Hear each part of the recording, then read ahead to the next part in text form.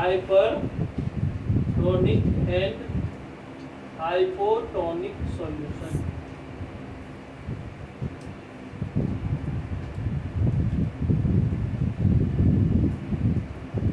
ठीक है. When two solutions are compared,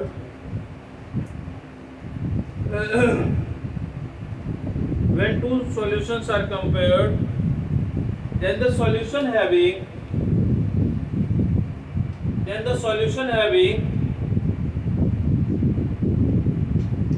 higher osmotic pressure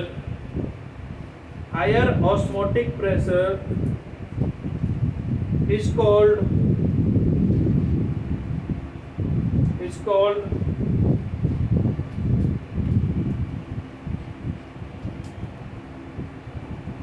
hypertonic solution,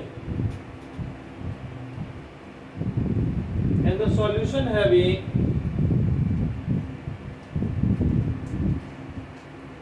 lower osmotic pressure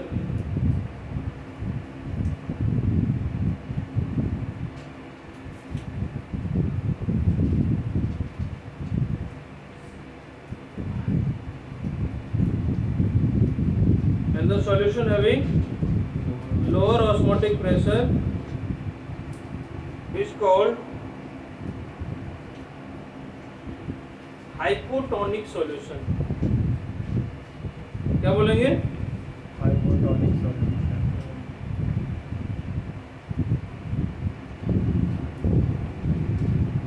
तो क्या होगा, मान लो जैसे एट फिक्स्ड टेम्परेचर क्या हो, मान लो फिक्स टेम्परेचर पे सॉल्यूशन ए है एंड सॉल्यूशन बी है, सॉल्यूशन 1 और सॉल्यूशन 2 है. ठीक है, क्या है, इसका पाई 1 है और इसका पाई 2 है. लेट मान लो पाई 1 ग्रेटर देन पाई 2 हो गया. क्या हो गया? पाई 1 ग्रेटर देन पाई 2. तो पाई 1 को क्या बोलेंगे? Hypotonic. Solution. Compare relative term है, इसको क्या बोलेंगे? Hypotonic solution. पूछता है इसमें कौन सा हाइपोटोनिक है, कौन सा हाइपोटोनिक है, तो लिख लेगा. यस. ठीक है. नेक्स्ट है isotonic solution.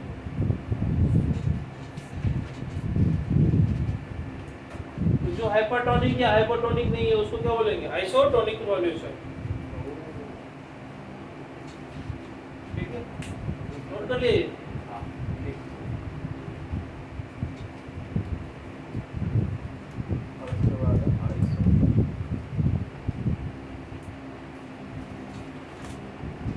Solutions of different solute having the two solutions of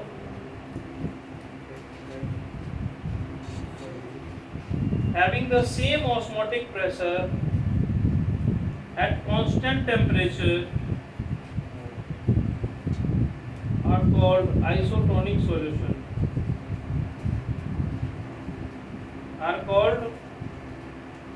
Isotonic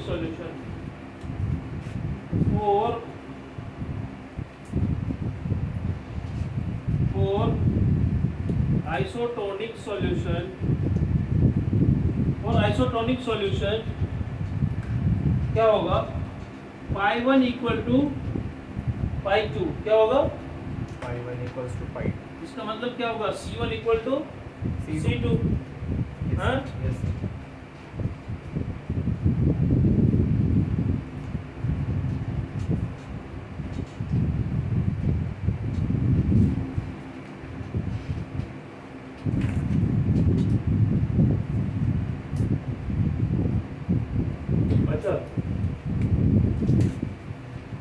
तो आइसोटोनिक कब बनाएगा?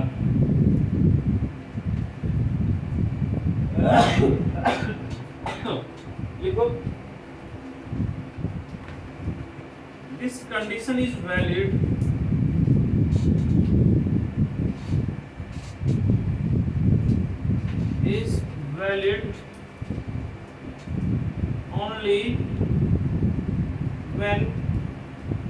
only when solute only for glucose solute which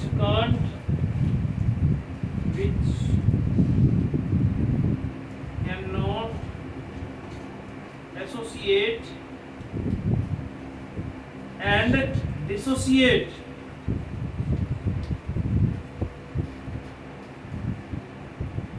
in the solution. यदि वो सॉल्यूट एसोसिएट हो रहा है या डिसोसिएट हो रहा है तो आइसोटोनिक सॉल्यूशन नहीं कहलाएगा। ठीक है, सर एजियोट्रॉप हो सकते हैं, एजियोट्रॉप आइसोटोनिक हो सकते हैं। देखो एजियोट्रॉप में हम क्या करते हैं, एजियोट्रॉप क्या होता है पहले कांस्टेंट बॉइलिंग लिक्विड उसको बोलते हैं। कांस्टेंट बॉइलिंग लिक्विड में क्या होता है,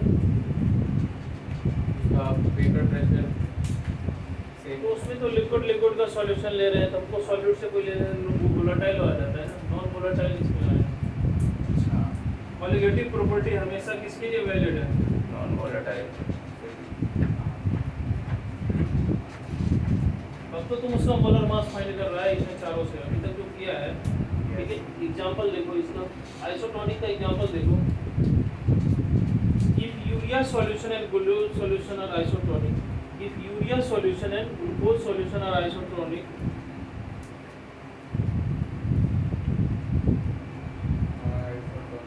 then pi 1 equal to pi 2, इसका मतलब C1 equal to क्या होगा C2 है, and glucose and urea can't associate and dissociate, इसका मतलब क्या हो गया, glucose and urea can't associate and dissociate in the solution। क्या होता है, ना तो एसोसिएट होता है और ना dissociate.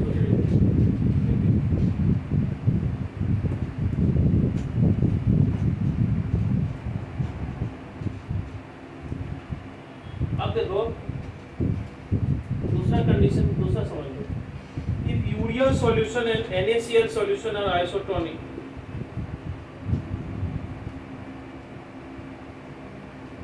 Urea if urea solution and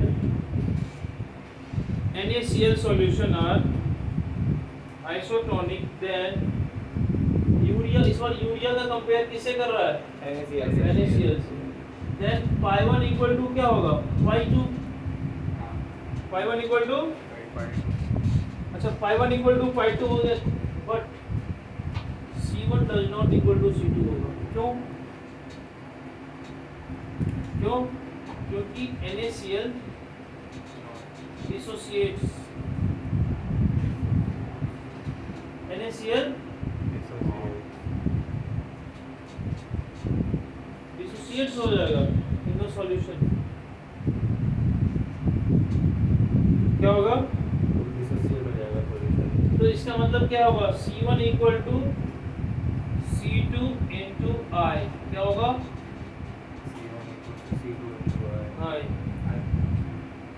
और यहीं से आता है I equal to, इसको बोलते हैं want of factor, क्या बोलते हैं, वांट ऑफ फैक्टर कांस्टेंट है। for NaCl, तो ये सबके लिए अलग अलग होता है। अगले क्लास में ये डिफाइन करूंगा want of factor क्या होता है। अभी समझ में आया सबको, यस सर। क्वेश्चन लिखो, अब स्टार्ट हो गया क्वेश्चन का दौर। Alright, questions. ठीक है, यस, अब इसमें आएगा क्वेश्चंस, करो तो बेटा।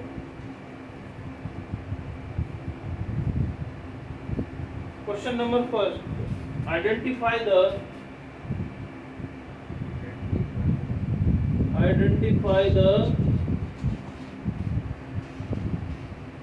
isotonic, hypertonic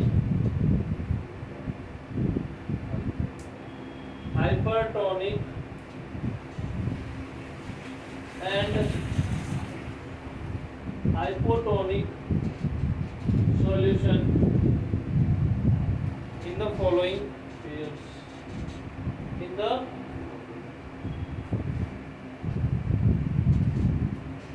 following pairs. pairs. First में 0.5 m urea solution plus 0.5 m glucose solution.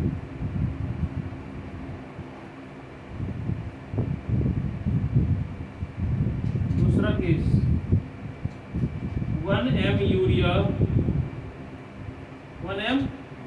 solution plus 1 m NaCl solution. Third case 1.5 m urea solution plus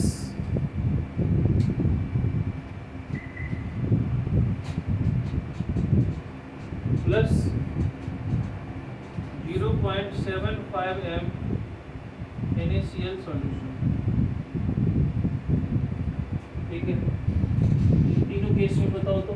पहले वाला आइसोटोनिक है, हाँ, पहले वाला आइसोटोनिक है। सेकंड वाला हाइपरटोनिक है।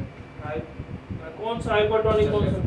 यूरिया वाला, हाँ, यूरिया वाला हाइपरटोनिक। इसमें नहीं NaCl होगा हाइपरटोनिक, क्योंकि इसका कंसंट्रेशन ज्यादा आ रहा है। हाँ, ऐसे ही बताता है यार। कंसंट्रेशन निकाल दो। NaCl क्या होगा? Na प्लस और Cl माइनस में ब्रेक होगा ना। Yes sir. NaCl क्या होगा? ब्रेक हो जाएगा। 1m क्या होगा? ये 1m हाँ, और ये भी 1m, टोटल क्या होगा? 2m। यानी कि NaCl का कंसंट्रेशन ज्यादा हो गया। ठीक है। और यूरिया सॉल्यूशन क्या होगा?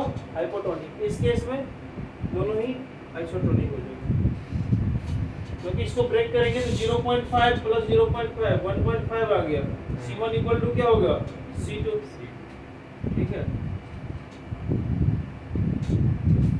समझ गए हो? यस।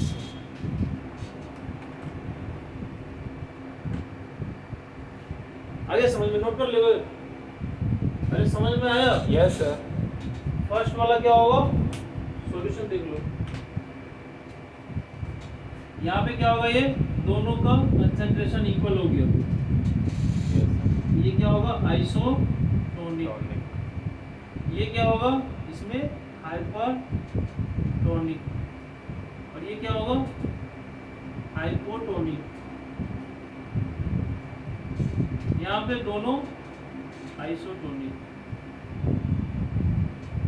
ठीक है, यस सर। रीजन लिख के आ जाएगा, हो जाएगा। अगली क्लास में पढ़ाएंगे एबनॉर्मल मोलर मास। ठीक है।